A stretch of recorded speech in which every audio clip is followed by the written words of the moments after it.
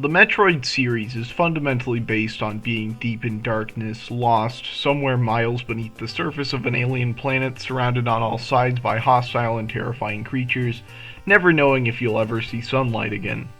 This is what the tales of Samus Aran are all structured around. It was 35 years ago when the world first met this enigmatic warrior in Nintendo's original sci-fi game, Metroid. Unlike later installments in what would become an iconic series, the first game offered no context to its striking opening visual. There's just a person stranded in a cavern, instantly encountering hostility without even first having a chance to move.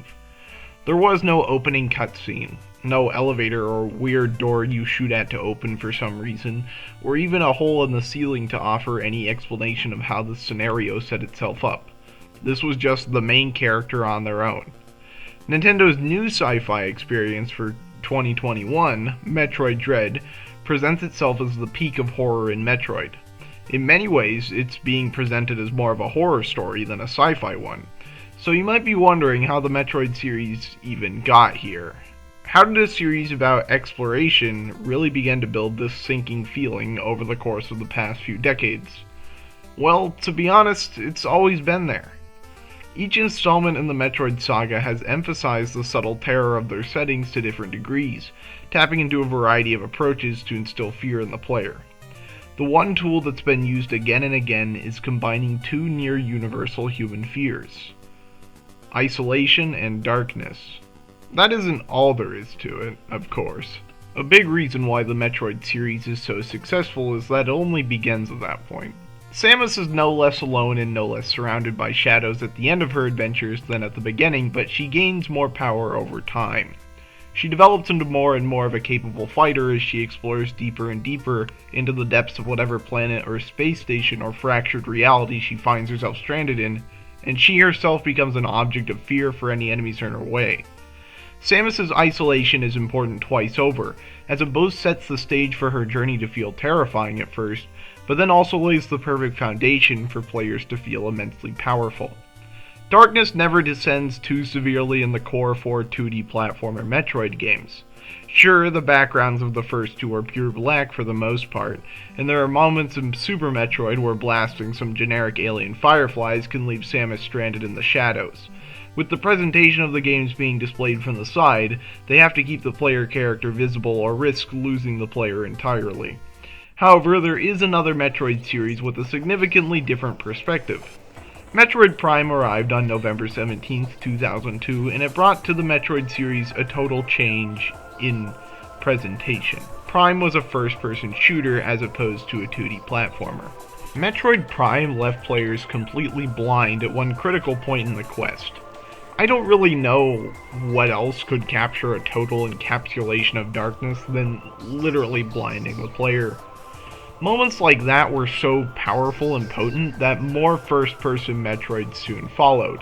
Metroid Prime became not just the name of a single spin-off, but it arguably became more important from a franchise standpoint than the core Metroid games.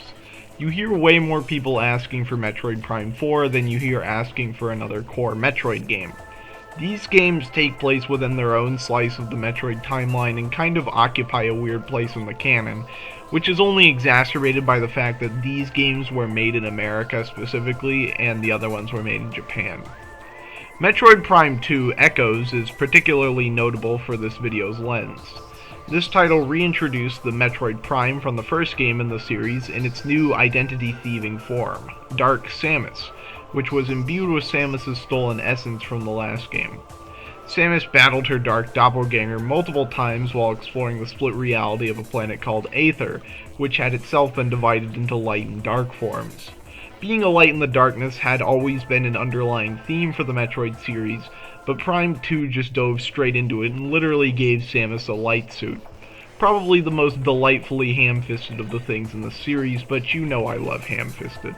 Metroid Prime 4 has been announced, and it might also cover darkness, but right now I think it's covering darkness pretty well because Nintendo is keeping us in the dark about it. Anyway, though Samus Aran builds up her arsenal and turns herself into a nearly unstoppable killing machine by the end of each of her adventures, she sometimes still encounters situations that she can't overcome. Sometimes the player has no choice but to run away from encounters. Super Metroid opened with the series' first unwinnable battle. When Samus encounters Ridley in that game's intro, you can attack him, but you're unable to beat him. He always escapes with the kidnapped baby Metroid in his claws. Samus has no choice but to take the loss and pursue him. That was nothing compared to what came next, though. Ridley was defeatable in his second confrontation with Samus in Super Metroid, and while that's a great example of how the Metroid series utilizes progression to make the player powerful, it also leads to Ridley being nowhere near as fearsome as he was at the beginning. In the following game, Samus has to contend with a foe who couldn't be killed throughout the entire game. Metroid Fusion was the game that really began to bring a true sense of horror into the Metroid series. It introduced the SAX, an X-parasite that managed to latch onto pieces of Samus' old power suit and transform itself into a fully villainous clone of Samus' fully powered self.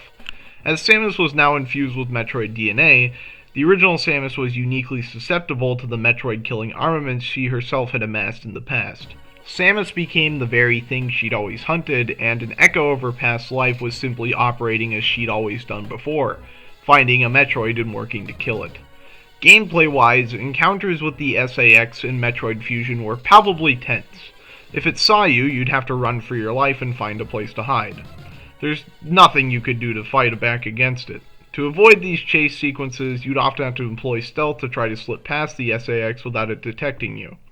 It was a total shift in playstyle for the Metroid series, and it was a perfect continuation of the dread that the series had been building up to for the past few decades.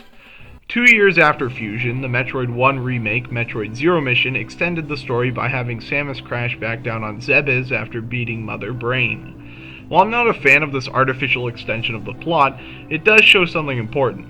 After she crashed back down on the surface of the planet, she lost her power suit entirely. Left with nothing but her Zero suit and a weak zapper gun, she had to turn to stealth to sneak her way through a space pirate ship on the surface and then find a way to reclaim her full arsenal once again.